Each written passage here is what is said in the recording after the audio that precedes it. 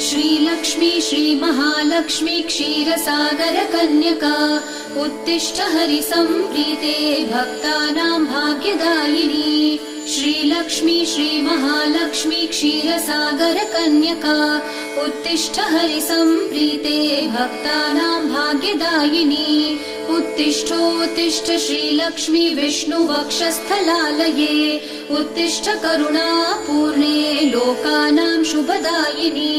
उत्तिष्ठोत्तिष्ठ श्रीलक्ष्मी विष्णुवक्षस्थलालये उत्तिष्ठ करुणापूर्णे लोकानां शुभदायिनी।